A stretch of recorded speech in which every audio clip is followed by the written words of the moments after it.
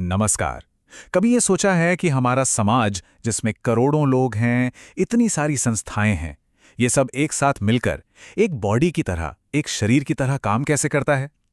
आज हम सोशियोलॉजी की एक बहुत ही फैसिनेटिंग थ्योरी को समझने वाले हैं, फंक्शनलिज्म, यानी प्रकार्यवाद, जो सोसाइटी को बिल्कुल एक जिंदा शरीर की तरह ही देखती है। तो सबसे बड़ा सवाल यही है कि आखिर ये समाज एक साथ जुड़ा कैसे रहता है। कैसे परिवार, स्कूल, सरकार, धर्म, ये सब अलग अलग पार्ट्स मिलकर एक स्टेबल सिस्टम बनाते हैं। फंक्शनलिज्म या प्रकार्यवाद इसी गुत्थी को सुलझाने की कोशिश करता है। तो आज हम क्या क्या देखने वाले हैं। सबसे पहले हम समझेंगे कि समाज को एक जीवित शरीर मानने का आइडिया क्या है। फिर हम उन थिंकर्स से मिलेंगे जिन्होंने इस थियरी को बनाया। इसके बाद हम इसके कुछ देखे और अनदेखे फंक्शंस को जानेंगे और फिर देखेंगे कि सोसाइटी के ये अंग असल में काम कैसे करते हैं। और आखिर में हम इसकी कमियों पर भी नजर डालेंगे। तो चलिए शुरू करते हैं इसके कोर आइडिया से। फंक्शनलिज्म का जो सबसे पावरफुल और इंटरेस्टिंग आइडिया है, वो समाज को एक लिविंग बॉडी, एक जीवित शरीर की तरह देखने का है।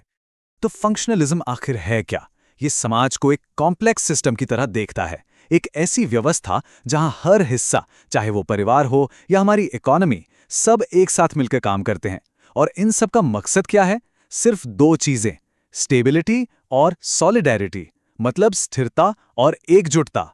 ये दो शब्द इस पूरी थ्योरी की जान है।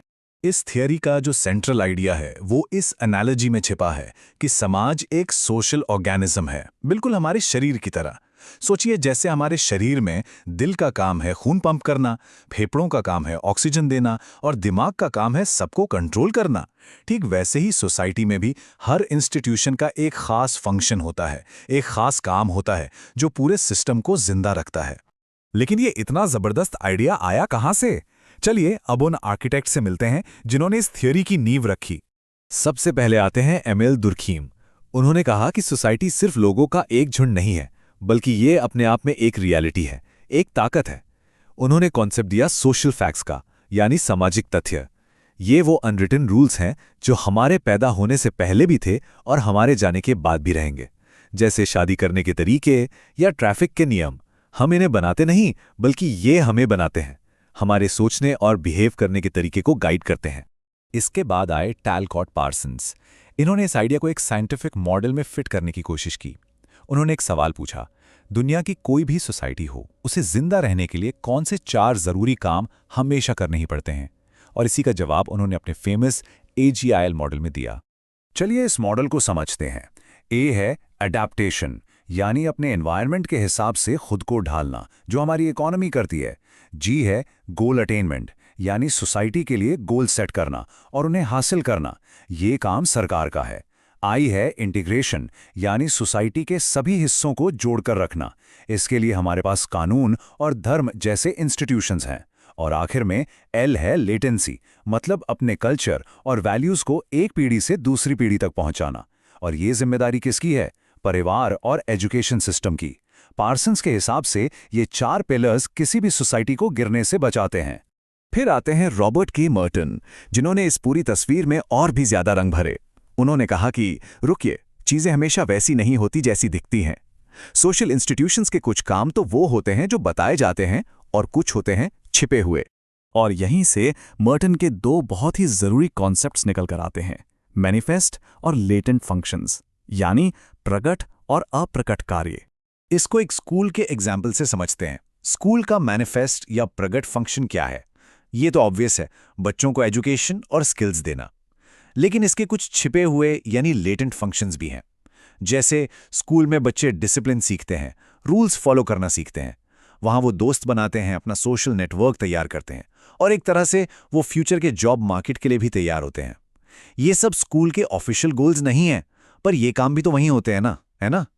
तो ये सब थ्योरी में तो सुनने में बड़ा अच्छा लगता है, पर क्या असल दुनिया में भी सोसाइटी के ये अंग ऐसे ही काम करते हैं?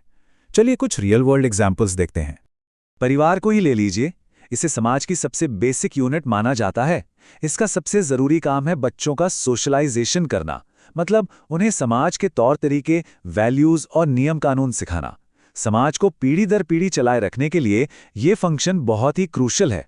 या फिर फेस्टिवल्स के बारे में सोचिए, जैसे असम का बिहू त्योहार हो या कहीं और मनाई जाने वाली दुर्गा पूजा। ये सिर्फ एंटरटेनमेंट के लिए नहीं होते। फंक्शनलिज्म के नजरिए से देखें तो ये त्योहार पूरी कम्युनिटी को एक साथ लाते हैं, उनकी कल्चरल आइडेंटिटी को मजबूत करते हैं और लोगों में एकजुटता यानी सॉलिडारिटी की भावना पैदा करते हैं। अब एक बहुत ही कंट्रोवर्शियल एग्जाम्पल देखते हैं। कुछ पुराने फंक्शनलिस्ट थिंकर्स ने भारत की जाति व्यवस्था को भी एक तरह के डिवीजन ऑफ लेबर यानी श्रम विभाजन की तरह देखा था। उनका मानना था कि इसमें हर ग्रुप का एक तय काम था जिससे सोशल ऑर्डर बना रहता था। जाहिर है आज इस नज़रिए की बहुत ज़्यादा आलोचना होती है, क्योंकि ये स्टेबिलिटी के नाम पर इसमें मौजूद भयानक इनइक्वालिटी और शोषण को पूरी तरह से इग्नोर कर देता है। और यहीं पर हमें इस थ्योरी की एक बड़ी लिमिट भी दिखाई देती है। देखिए, कोई भी थ्योरी परफेक्ट नहीं होती और फंक्शनलिज्म की भी अपनी कुछ बड़ी कमियां हैं। तो अब बात करते हैं इसके ब्लाइंड स्पॉट की, यानी इसकी आलोचनाओं की। तो सबसे बड़ी क्रिटिसिज्म क्या है? ये कि फंक्शनलिज्म समाज की एक बहुत ही रोजी पिक्चर दिखाता है, एक ऐसी दुनिया जहां सब कुछ हार्मनी में काम कर रहा है। लेकिन हम सब जानते हैं कि असलियत में ऐसा नहीं होता। ये थ्योरी समाज में होने वाले कॉन्फ्लिक्ट, पावर स्ट्रगल और इनइक्वालिटी जैसे जरूरी मुद्दों को काफी हद तक नजरअंदाज कर देती है। क्रिटिक्स पूछते हैं कि क्या समाज हमेशा एकता से ही चलता है या फिर टकराव भी उसका एक जरूरी हिस्सा है? ये एक लाइन इस थ्योरी की सबसे बड़ी ताकत और सबसे बड़ी कमजोरी दोनों को एक साथ बता देती है। ये समझाने में तो बहुत अच्छा है कि सोसाइटी स्टेबल क्यों रहती है, पर ये समझाने में स्ट्रगल करता है कि सोसाइटी आखिर बदलती क्यों है, सोशल चेंज क्यों आता है। तो चलिए फटाफट रिकैप करते हैं। आज हमने क्या सीखा? पहली बात, फंक्शनलिज्म समाज को एक बॉडी की तरह देखता है जिसके सारे पार्ट्स एक दूसरे से जुड़े हैं। दूसरी बात, हर पार्ट का एक फंक्शन है, एक काम है जिससे सोशल ऑर्डर बना रहे। तीसरी बात, सोशल एक्शंस के कुछ हिडन रिजल्ट्स भी होते हैं जिन्हें हम लेटेंट फंक्शंस कहते हैं। और आखिर में ये थ्योरी हमें ये समझने का एक पावरफुल टूल देती है कि समाज में स्टेबिलिटी आखिर बनी कैसे रहती है। और जाते जाते मैं आप सबके लिए एक सवाल छोड़कर जाना चाहूंगा। अगर समाज सच में एक शरीर है तो तब क्या होता है जब उसके अंग यानी समाज के अलग अलग ग्रुप एक दूसरे के साथ कोऑपरेट करने के बजाय आपस में ही लड़ने लगे? इसके बारे में जरूर सोचिएगा। धन्यवाद।